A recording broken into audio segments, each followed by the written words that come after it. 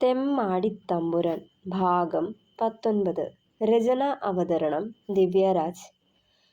ഇപ്പോഴും പിണക്കം മാറിയില്ലേ ദേവിയെ? തോളിലൂടെ കൈവച്ച് ദേഹത്തേക്ക് അവളെ ചേർത്ത് പിടിച്ചു രുധിൻ. എങ്ങനെ പിണക്കം മാറ്റാനാ? എനിക്ക് രുധിയേട്ടന് വിശ്വാസമില്ല. എപ്പോഴാ കൂട്ടുകാരുടെ വിളി വരണതെന്നോ പോണതെന്നോ അറിയില്ലാലോ. പിന്നെ തിരികെ വരണത് 4 കാലിലുമാവും. ഇത്തിരി കടുപ്പിച്ച് അവനെ നോക്കിയവൾ. ഓ, എനിക്കിട്ടാണല്ലോ. കള്ളച്ചിരിയോടെ കയ്യിലിരുന്ന പൊതി അവളെ ഏൽപ്പിച്ചു. എന്താ ഇത്? ഇത് നിനക്കുള്ളതല്ല, എൻ്റെ അളിയനും പെങ്ങളൂട്ടിക്കുമുള്ളതാ. പൊറോട്ടയും ബീഫ് ഫ്രൈയും വേണമെന്ന് പറഞ്ഞിരുന്നേ. അവളെ കൂർപ്പിച്ചൊന്ന് നോക്കി പിണക്കം നടിച്ച് അകത്തേക്ക് കയറിപ്പോയേയുള്ളവൾ. രുധിൻ മുറ്റത്തെത്തിയത് കണ്ടതും ടിവിയും ഓഫാക്കി അകത്തേക്ക് പോയിരുന്നു ശോഭ. പുറത്ത് രുധിൻ്റെ ഒച്ച കേട്ടതും രേവുവും കുട്ടനും ഉമ്മറത്തേക്ക് വന്നിരുന്നു. ഏട്ടനിന്ന് വരില്ലാന്ന് പറഞ്ഞിട്ട് രേവതിയാണ് തുടക്കമിട്ടത്. ഞാൻ വന്നത് പിടിച്ചില്ലേ രേവൂട്ടിയെ? ചിരിയോടെ ചോദിച്ചുകൊണ്ട് ചെയറിലേക്ക് ഇരുന്നവൻ. അതല്ല, അമ്മ രാവിലെ ചോദിച്ചുല്ലോ വരുമെന്ന്. അപ്പോ വരില്ലാന്ന് പറയണ കേട്ടു, അതുകൊണ്ട് ചോദിച്ചതാ, ചിരിയോടെ പറഞ്ഞവൾ. അതോ, നിങ്ങളുടെ ചേച്ചി വിളിച്ചിട്ട് എന്നെ കാണാണ്ട് പറ്റില്ലാന്ന് പറഞ്ഞ് ഒരേ കരച്ചില്. അതാട്ടോ. ഒളികണ്ണാലെ അമ്പിളിയെ നോക്കിയത് പറഞ്ഞതും കണ്ണു മിഴിച്ച് അവനെ നോക്കി നിന്നു പോയവൾ. ഏട്ടനെ കിട്ടിയ പിന്നെ ചേച്ചിക്കുട്ടിക്ക് ഞങ്ങളെയൊന്നും വേണ്ടാണ്ടായി ഇല്ലേ കുട്ടാ? അമ്പിളിയെ നോക്കി രേവു അത് പറയുമ്പോൾ രുധിനെ ഒന്ന് കടുപ്പിച്ചു നോക്കിയിട്ട് അകത്തേക്ക് കയറിപ്പോയവൾ.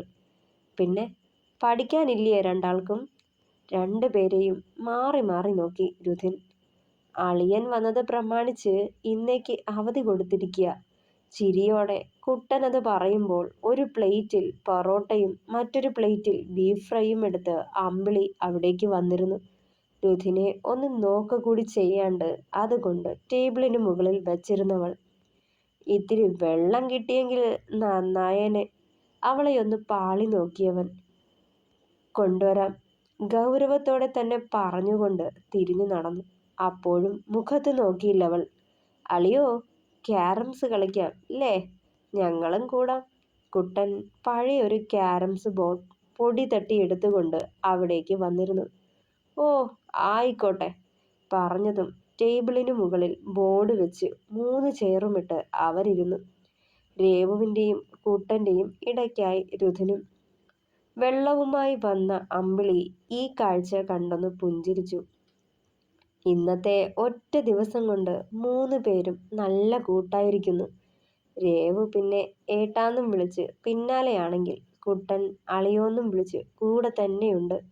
തങ്ങളുടെ കൂട്ടത്തിലേക്ക് പുതിയൊരു നേതാവിനെ കിട്ടിയ പോലെ രണ്ടിനും. രുധിയേട്ടനും രണ്ടാളോടും വലിയ കാര്യ. ആദ്യം പേടി തോന്നിയിരുന്നു. എന്തൊക്കെയായാലും രേവു ഒരു പെൺകുട്ടിയല്ലേ? രുധിയേട്ടൻ വന്നു കയറിയ ആളും. കൂടുതൽ ഇടപഴകുമ്പോൾ ഒരു കുഞ്ഞു ഭയം. അവളെ ശ്രദ്ധിക്കേണ്ടത് താനല്ലേ? ആ ചിന്ത. പക്ഷേ 2 പേരും അടുപ്പത്തിൽ സംസാരിക്കുമ്പോഴും രേവുവിൽ നിന്ന് രുധിയേട്ടനും രുധിയേട്ടനിൽ നിന്ന് രേവുവും അകലം പാലിക്കുന്നുണ്ട്. തൊട്ടും പിടിച്ചുമുള്ള സംസാരോ എടീ പോടീന്നുള്ള ഭാഷയോ ഒന്നുമില്ല. മോളൂട്ടി, രേവൂട്ടി, അത്രമാത്രം. ഒരേട്ടൻ്റെ വാത്സല്യമാണ് ആ കണ്ണുകളിലും സംസാരത്തിലും. ദീർഘമായൊന്ന് നിശ്വസിച്ചവൾ. മോനിന്ന് അത്താഴത്തിനുണ്ടാവുമോ? ശോഭയുടെ ആദ്യ ചോദ്യം കേട്ടതും അമ്പിളിയും ഒന്ന് തിരിഞ്ഞു നോക്കി. ആ, ഉണ്ടാവും. അത്താഴത്തിന് മാത്രല്ല, നാളത്തെ പ്രാതലിനും. ഇന്ന് ഞാനിവിടെ തങ്ങാ. അമ്പരന്ന് നിൽക്കുന്ന അമ്പിളിയെ നോക്കി മീശ പിരിച്ചവൻ. ശോഭയുടെ മനസ്സ് നിറഞ്ഞൊരു പുഞ്ചിരി മുഖത്ത് തെളിഞ്ഞു. അമ്പിളിയേ, വന്നേ പെണ്ണേ. മോനൂടി അത്താഴത്തിനുണ്ടെന്ന് പറഞ്ഞത് കേട്ടില്ലേ? പപ്പടം പൊരിക്കണം, ചമ്മന്തി അരയ്ക്കണം, വേം വാ. വിരുന്നെത്തിയ മരുമകന് എന്ത് കൊടുത്ത് മനസ്സ് നിറയ്ക്കും എന്ന നെട്ടോട്ടത്തിലായിരുന്നവർ. നിക്ക് പ്രത്യേകിച്ചൊന്നും വേണ്ടാട്ടോ അമ്മേ. നിങ്ങളൊക്കെ സാധാരണ കഴിക്കണതൊക്കെ മതി. അവരുടെ വെപ്രാളവും തിടുക്കവും കണ്ടെന്ന പോലെ രുധിനത് വിളിച്ചു പറയുമ്പോൾ അമ്പിളിയുടെ മനസ്സും നിറഞ്ഞിരുന്നു. മോനെ, ഇത്തിരി കൂടി കഞ്ഞി ഒഴിക്കട്ടെ? ഒരു ചെറുപാത്രത്തിൽ നിന്നും ആവി പറക്കുന്ന കഞ്ഞി കോരിയെടുത്ത് രുധിൻ കഴിച്ചുകൊണ്ടിരുന്ന പ്ലേറ്റിലേക്ക് വീഴ്ത്താൻ തുടങ്ങിയതും അയ്യോ മതിയമ്മേ, ഇപ്പൊ തന്നെ വയറ് നിറഞ്ഞുപോയി. സാധാരണ ഞാൻ ഇത്രയും കഴിക്കാറുള്ളതല്ല. ചെറുചിരിയോടെ നിരസിച്ചവൻ. അപ്പോഴും കണ്ണുകൾ വാതിൽക്കൽ നിൽക്കുന്ന അമ്പിളിയിൽ തന്നെയായിരുന്നു. അത്താഴം കഴിച്ചു കഴിഞ്ഞ് അടുക്കളയൊക്കെ ഒതുക്കി പുറത്തെ പൈപ്പിൽ നിന്ന് കൈയും കാലും മുഖവും കഴുകിയ ശേഷം റൂമിലേക്ക് കയറിപ്പോകുന്ന വഴി ഹാളിലേക്കൊന്ന് നോക്കിയവൾ. പിള്ളാരുടെ കൂടെ ക്യാരംസ് കളിയിൽ ലയിച്ചിരിപ്പുണ്ടായിരുന്നു രുധിൻ. ദീർഘമായൊന്ന് നിശ്വസിച്ചുകൊണ്ട് റൂമിലേക്ക് കയറിപ്പോയവൾ കബോർഡ് തുറന്ന് അതിനുള്ളിൽ നിന്ന് ഒരു കവർ പുറത്തേക്കെടുത്തു. പിന്നിലൊരു മുരടനക്കം കേട്ടതും പെട്ടെന്ന് തിരിഞ്ഞു നോക്കി അമ്പിളി. വാതിലടയ്ക്കുന്ന രുധിനെ കണ്ടതും പെട്ടെന്ന് മുഖം തിരിച്ചു. അതേ ദേവിയെ, അടിയനൊന്ന് കുളിക്കണമായിരുന്നേ. ആകെ വിയർത്തിരിക്ക. വല്ലാത്ത ഉഷ്ണം. ഷർട്ടിൻ്റെ കോളറൊന്ന് ഉയർത്തിക്കൊണ്ട് പറഞ്ഞതും കയ്യിലിരുന്ന കവറ് അവന് നേരെ നീട്ടിയവൾ വേഗം അത് കൈനീട്ടി വാങ്ങിക്കൊണ്ട് അതിലേക്ക് നോക്കിയവനും. ഇത് കുളിച്ചിട്ട് ഉടുത്തു മാറാനുള്ളതാ, വലിയ വില കൂടിയതൊന്നുമല്ല. മുഖം കുനിച്ച് പറഞ്ഞതും നമുക്ക് ഏതും പോവും, വിലയൊന്നും വേണ്ടാന്നേ. അല്ല, കുളിക്കണതെവിടാ? പുറത്താ, കുളിമുറിയില്, മെല്ലെ പറഞ്ഞവൾ. അയ്യോ, ഈ രാത്രിയിൽ പുറത്തേക്ക് പോകണോ? നെറ്റി ചുളിച്ചുകൊണ്ട് അവളെ നോക്കിയതും നാരായണീയത്തിലെ സൗകര്യങ്ങളൊന്നും ഞങ്ങളുടെ ഈ കുഞ്ഞു വീട്ടിലില്ല. തമ്പുരാൻ കുറച്ച് അഡ്ജസ്റ്റ് ചെയ്യേണ്ടി വരും. ഇത്തിരി കടുപ്പിച്ച് പറഞ്ഞവൾ. അഡ്ജസ്റ്റ് ചെയ്തോളാം, പക്ഷേ ദേവിയുടെ പിണക്കം മാറ്റണം. ഒന്നും മിണ്ടാതെ തിരിഞ്ഞു നടക്കാൻ തുടങ്ങിയതും ഈ കുളിമുറി അതിപ്പോ എവിടാന്ന് നിക്കറിയില്ലാലോ. ഇങ്ങനെ പോകുന്നേ? കുസൃതിയോടെ അവളെ വീണ്ടും നോക്കിയതും ഞാനും വരാം, ടോർച്ച് എടുക്കട്ടെ പറഞ്ഞുകൊണ്ട് ടേബിളിന് മുകളിൽ നിന്നും ഒരു ടോർച്ച് കയ്യിലെടുത്തു. ഞാനിപ്പോൾ വരാം പറഞ്ഞുകൊണ്ട് അടുക്കളയുടെ അടുത്തുള്ള റൂമിലേക്ക് കയറിപ്പോയവൾ തിരികെ വരുമ്പോൾ ഒരു സോപ്പും ഒരു ബോട്ടിൽ വെളിച്ചെണ്ണയും ഒരു പുതിയ തോർത്തും കയ്യിലെടുത്തിരുന്നു. അവിടെന്താ, ഷോപ്പാണോ? കളിയാക്കി ചോദിച്ചതും കൂർപ്പിച്ചു നോക്കി അമ്പിളി അവനെ. അല്ല, സോപ്പും തോർത്തും ഒക്കെ എടുത്തിട്ട് വന്നേ, അതാ. പെണ്ണിനെ കൊണ്ട് സംസാരിപ്പിച്ചേ അടങ്ങൂ എന്ന പോലെ ചോദിച്ചവൻ. അത് സ്റ്റോർ റൂമാ, അവനെ നോക്കാതെ പറഞ്ഞുകൊണ്ട് മുന്നോട്ട് നടന്നു. വീടിന് പിന്നിലായി കുറച്ച് മാറിയായിരുന്നു കിണറും കുളിമുറിയും. ഇന്നെങ്ങാനും അവിടെ എത്തി കുളിക്കാൻ പറ്റോ ദേവിയെ? കളിയാക്കി ചോദിച്ചതും ഞാൻ പറഞ്ഞുല്ലോ, നാരായണീയത്തിലെ സൗകര്യങ്ങളൊന്നും ഇവിടെ ഇല്ലാന്ന് അവനെ നോക്കാണ്ട് മെല്ലെ പറഞ്ഞവൾ. ഞാനും പറഞ്ഞുല്ലോ അഡ്ജസ്റ്റ് ചെയ്തോളാം, പക്ഷേ ദേവിയുടെ പരിഭവം മാറ്റണമെന്ന് പറയുന്നതിനൊപ്പം അവളുടെ കയ്യിൽ പിടിച്ചു വലിച്ച് അവനിലേക്ക് ചേർത്തിരുന്നു രുധിൻ. കുതറി അകലാൻ നോക്കിയതും ഇരു കൈയും കൊണ്ട് ബന്ധിച്ചവളെ. അടങ്ങി നിൽക്കൻ്റെ ദേവി, ഈ പിണക്കം മാറ്റാൻ ഞാനിനി എന്താ വേണ്ടത്? അവളുടെ മുഖത്തേക്ക് ഉറ്റുനോക്കിയവൻ ഒന്നും മിണ്ടിയില്ല. അപ്പോഴും കണ്ണുകൾ നിറഞ്ഞു വന്നു. ദേ, വീണ്ടും കരയാ? എൻ്റെ പെണ്ണെ, മതി കരഞ്ഞത്. ഈ കരച്ചിൽ കാണാൻ വയ്യെനിക്ക്. ചൂണ്ടുവിരലാൽ അവളുടെ കണ്ണുനീരൊപ്പിക്കൊണ്ട് പറഞ്ഞവൻ. ഞാനൊന്ന് ചോദിച്ചോട്ടെ? സത്യം പറയാവൂ? ഇടർച്ചയോടെ പറഞ്ഞുകൊണ്ടാ മുഖത്തേക്ക് നോക്കിയവൾ. എന്താ? കവിളിൽ മെല്ലെ തഴുകിയവൻ വിരലുകളാൽ. ശരിക്കും എന്നെ ഇഷ്ടായിട്ടാണോ ഈ വിവാഹം? അതോ അന്ന് പറഞ്ഞതുപോലെ ഇന്നാട്ടില് ആരും പെണ്ണ് തരില്ല എന്ന് കരുതിയിട്ട് ഒരു രണ്ടാം കെട്ടുകാരിയെ തേടി പിടിച്ചതോ? വല്ലാതെ വിറയ്ക്കുകയായിരുന്നു അവളുടെ വാക്കുകൾ. അതിന് മെല്ലെ ഒന്ന് ചിരിച്ചു രുധിൻ. ഇതൊക്കെയാണോ പെണ്ണെ നീ കരുതി വച്ചിരിക്കുന്നത്? വെറുതെയാണോ കരച്ചിലൊഴിയാത്തത്? നിക്കറിയണം അതുകൊണ്ടാണോന്ന് ഏങ്ങലടിയോടെ ചോദിച്ചതും ശരിക്കും ഇഷ്ടായിട്ട് തന്നാടി ഞാൻ നിന്നെ തന്നെ മതിയെന്ന് തീരുമാനിച്ചത്. എന്തുകൊണ്ടാ നിന്നെ ഞാൻ സ്നേഹിച്ചതെന്നോ, എന്ത് കണ്ടിട്ടാ നിന്നെ ഞാൻ സ്നേഹിച്ചതെന്നോ എനിക്കറിയില്ല. പക്ഷേ കൈവിട്ട് കളയാൻ തോന്നിയേയില്ല. നിന്റെ രാമൻ മാമ നിനക്ക് വേണ്ടി വേറെ ഏതോ ഒരു രണ്ടാം കെട്ടുകാരനെ തേടി പിടിച്ച് കൊണ്ടുപോവാൻ പോവാന്നും ആ വിവാഹം ഉറപ്പായി നടക്കൂന്നും ഒരീസം വല്യമ്മയോട് പറയണത് കേട്ടപ്പോൾ എനിക്ക് സഹിച്ചില്ല. നീ വേറൊരുത്തൻ്റെതാവണ കാര്യം സ്വപ്നത്തിൽ പോലും ചിന്തിക്കാൻ പറ്റില്ലായിരുന്നു. അതാ നിന്റെ കാര്യം വല്യമ്മയോട് പറഞ്ഞതും നിന്നെ മാത്രമേ കെട്ടുള്ളൂന്ന് പറഞ്ഞതും. പിന്നെ എടുപിടിന്ന് നിന്നെ ചോദിച്ച് നിന്റെ രാമൻ മാമയെ തന്നെ ഈടേക്ക് പറഞ്ഞു വിട്ടു.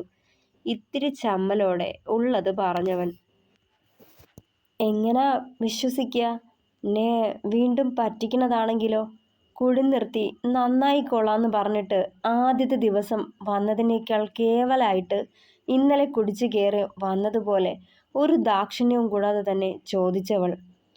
എൻ്റെ പൊന്നു പെണ്ണെ, നീ കരുതണ പോലെ ഒരു ആസ്ഥാന കുടിയനൊന്നുമല്ല ഞാൻ. വല്ലപ്പോഴും അവന്മാരോടൊപ്പം പറമ്പിൽ കൂടി കൊണ്ടിരുന്നതാ. ഇതിപ്പോ ഈ ഇടയായിട്ടാ സ്ഥിരമായത്. എന്നാലും എന്നും നാലുകാലിലൊന്നും കയറി വരില്ലായിരുന്നേ. ഇതിപ്പോ പറഞ്ഞുല്ലോ, പറ്റിപ്പോയി, ക്ഷമിക്കുന്നേ. ഞാൻ നിർത്തിക്കോളാന്നേ, പഴയ പോലെ വല്ലപ്പോഴും ആക്കിക്കോളാം.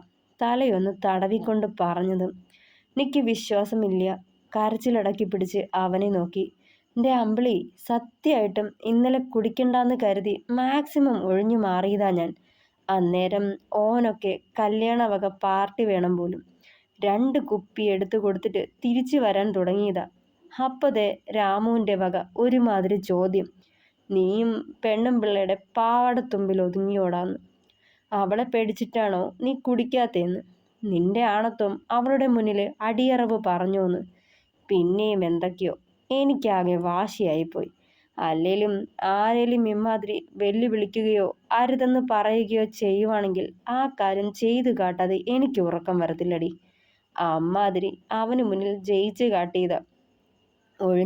ഒഴിച്ചു തന്നത് മൊത്തവും കുടിച്ചു. പറ്റിപ്പോയി. ക്ഷമാപണം പോലെ വീണ്ടും അവളെ നോക്കിയതും അവനെ തന്നെ സൂക്ഷിച്ചു നോക്കി നിൽപ്പുണ്ടായിരുന്നു അവൾ. ശരിക്കും രുധിയേട്ടൻ ജയിക്കുകയാണോ ചെയ്തേ? തോറ്റുകൊടുക്കുകയല്ലേ ചെയ്തത് അയാൾക്ക് മുന്നേ? അവൾ ഗൗരവം വിടാതെ ചോദിച്ചതും അത് മനസ്സിലാകാത്ത പോലെ അവളെ തുറച്ചു നോക്കിയവൻ. രുധിയേട്ടനെ കൊണ്ട് കുടിപ്പിക്കാൻ വേണ്ടിയ അയാള് അങ്ങനൊരടവെടുത്തത്. അതും മനസ്സിലാക്കാണ്ട് വീണുപോയി. ജയിച്ചത് അയാളും. പുച്ഛത്തോടെ ചുണ്ടുകൂട്ടിയവൾ. ഏയ്, അവൻ അങ്ങനെയല്ല. ആദ്യം ഈ കൂട്ടുകെട്ടാ മാറ്റേണ്ടത്. ഇങ്ങനെ ഓരോന്നും പറഞ്ഞ് വെല്ലുവിളിച്ച് രുധിയേട്ടനെ കൂടി നശിപ്പിക്കുന്ന കൂട്ടുകാർ. രുധിയേട്ടൻ്റെ നല്ലതിനു വേണ്ടിയാണ് ഇതൊക്കെ ചെയ്യണതെന്ന് കരുതണുണ്ടോ? കുടിച്ച് കുടിച്ച് എന്തെങ്കിലും രോഗമോ ദുരിതമോ വരട്ടെ, അന്നേരം അനുഭവിക്കാൻ രുധിയേട്ടനും ഞാനുമേ ഉണ്ടാവൂ. ഈ പറയുന്ന ചങ്ങാതിമാരൊന്നും ആരൊന്നും കാണിയല്ല. അതുകൊണ്ട് പറയുക, ആദ്യം കളയേണ്ടത് കൂട്ടുകെട്ട. അപ്പോൾ തന്നെ ദുശ്ശീലങ്ങൾ മാറിക്കിട്ടും. അവൻ എങ്ങനെ പ്രതികരിക്കുമെന്നോർത്ത് ഭയമുണ്ടായെങ്കിലും അത് പുറത്തു കാട്ടാതെ പറഞ്ഞു അമ്പിളി. ഏയ്, നീ കരുതണ പോലല്ല അമ്പിളി. ഓരൊക്കെ പാവ. അച്ചു അങ്ങനെ എന്നും കുടിക്കാറൊന്നുമില്ല. വല്ലപ്പോഴും. അതും കൂടുതലൊന്നും കഴിക്കില്ല. രഞ്ജുവും ഏതാണ്ട് അതുപോലൊക്കെ തന്നെയാ. പിന്നെ രാമു, ഓന് കുറച്ച് വെടക്ക് വർത്താനുണ്ടെന്നല്ലാതെ പ്രശ്നക്കാരനൊന്നുമല്ല. കൂട്ടുകാരെ ന്യായീകരിക്കാൻ ഒരു ശ്രമം നടത്തിയവൻ.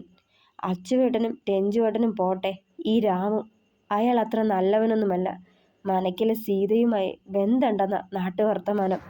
ഇത്തിരി ദേഷ്യത്തോടെ പറഞ്ഞതും അത് എനിക്കും അറിയാം. ഓന് അവളുമായി ബന്ധമുണ്ടെങ്കിൽ അത് ഓര് രണ്ടാളും തമ്മിലുള്ള കാര്യമില്ലേ.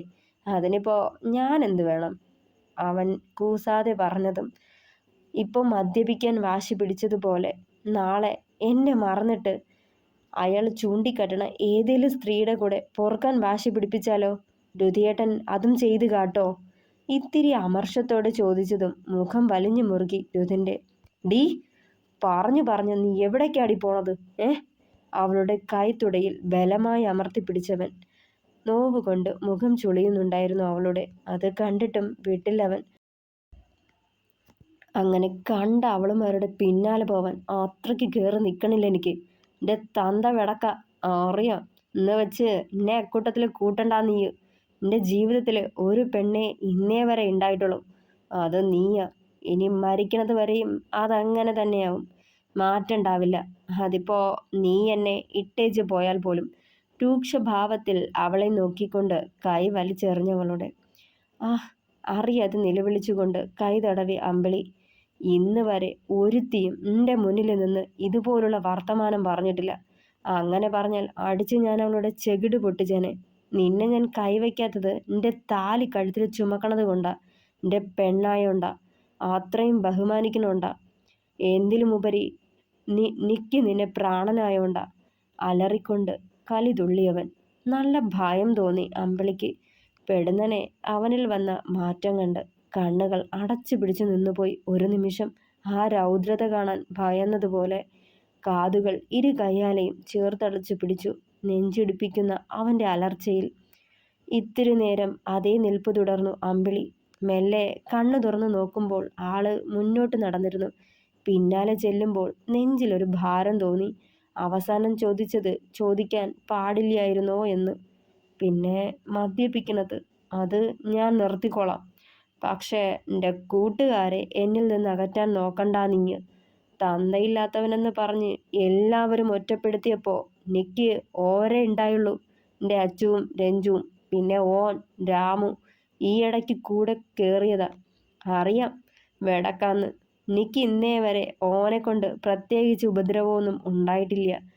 അതുകൊണ്ട് തന്നെ കൂടെ കൂടണതും. തിരിഞ്ഞു നിന്ന് പറഞ്ഞു കഴിഞ്ഞ് മുന്നോട്ട് നടന്നവൻ. ഉമിനീരിറക്കിക്കൊണ്ട് അവനെ തന്നെ നോക്കി നിന്നവൾ.